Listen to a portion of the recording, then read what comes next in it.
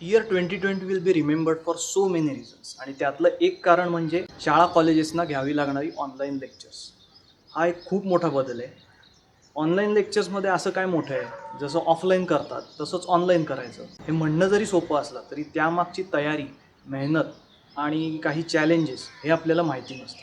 आणि म्हणूनच मी आज आलो एका शाळेमध्ये to show behind the scenes of online lectures.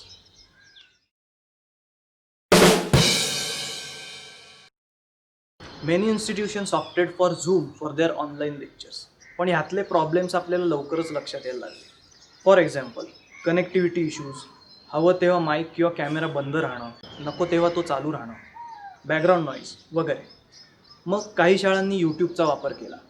यूट्यूबवर कंटेंट परमनंट राहत असल्यामुळे तो कोणालाही कधीही आणि किती वेळा बघता येऊ लागला. पण ह्यातसुद्धा काही चॅलेंजेस आहेतच. आणि हीच सगळी चॅलेंजेस बघायला मी डोंबिवलीतल्या एका नावाजलेल्या शाळेत आलो आहे. ती शाळा म्हणजे विद्यानिकेतन.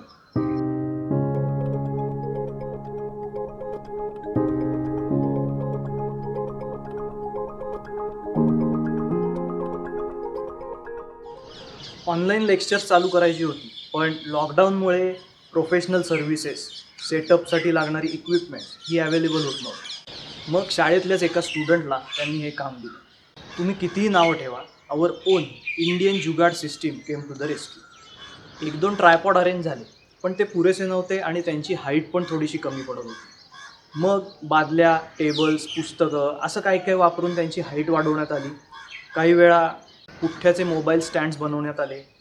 तसंच रेकॉर्डिंगसाठी टीचर्सचे मोबाईल वापरायचं असं ठरलं.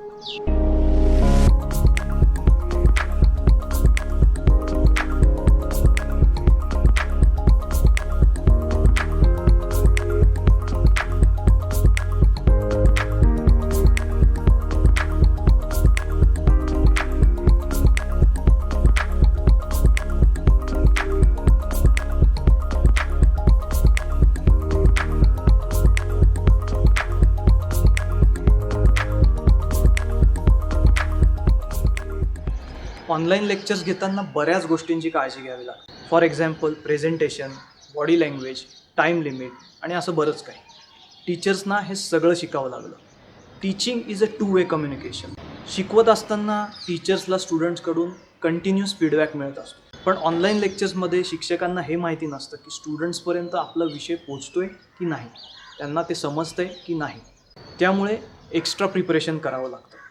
क्लास चालू असताना कधीकधी एखादा पॉईंट राहतो, काही वेळा काहीतरी विसरायला होतं. अशा वेळेस ऑफलाईन लेक्चरमध्ये टीचर्स टेक्स्टबुक किंवा नोट्स बघून ते करेक्शन करू शकतात.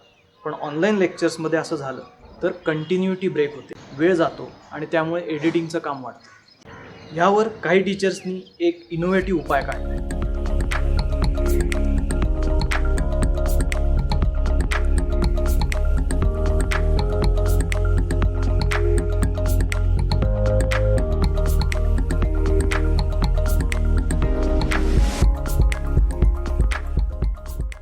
लेक्चर चालू असताना शिक्षक बऱ्याच गोष्टी करत असतात.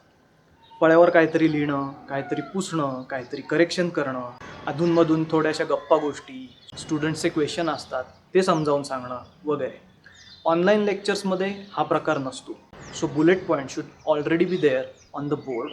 It should be in well format, no mistakes, because when it's online it's permanent and the worst thing can happen is trawling.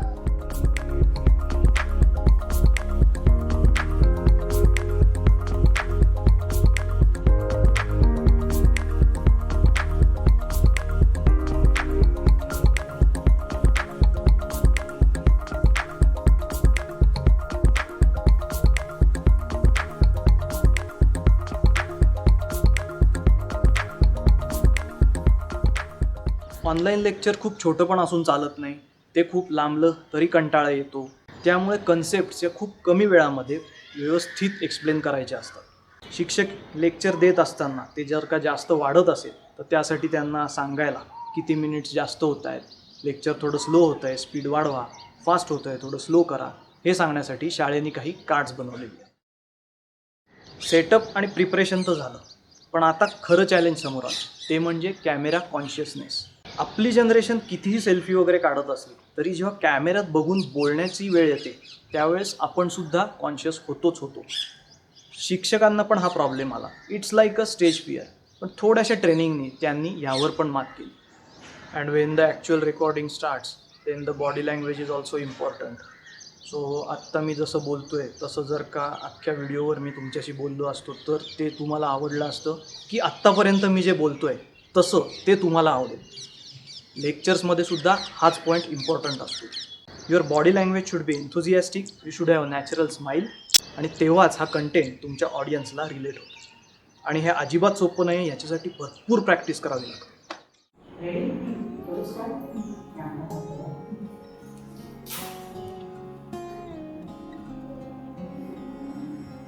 Hello student, आजच्या आपल्या टॉपिकचं नाव आहे वॉल हँगिंग. म्हणजे काय? ॲक्टिव्हिटीज. काय केलं आज आपण? अंकांवर आधारित कम्प्लीट द फॉलोइंग नंबर्स, अंकसंच पूर्ण कर हा प्रश्न घ्यायला शिकलो.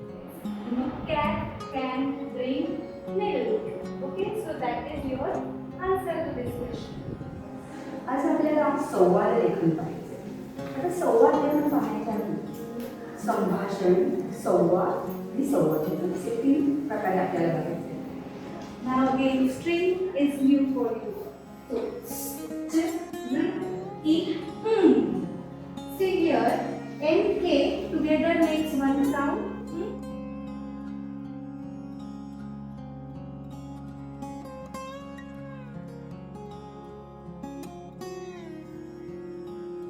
आज एवढाच क्लास पण कंप्लीट करायचा आणि होमवर्क करायचा.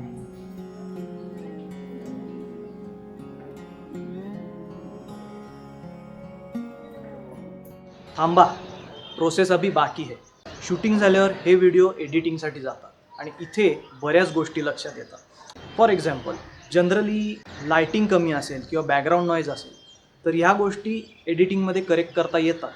पण lecture out of focus shoot झालं असेल, फळ्यावरती ग्लेअर आला असेल, ऑडिओ नीट रेकॉर्ड झाला नसेल, कंटिन्युटी ब्रेक झाली असेल, स्पेलिंग मिस्टेक्स असतील तर ते लेक्चर रिशूट करावं लागतं. अशी मिनिमम 36 लेक्चर्स एडिटिंगला येत असतात आणि त्यामुळे लेक्चर शूट होत असताना मिस्टेक्स न होणं हे खूप इम्पॉर्टंट असतं.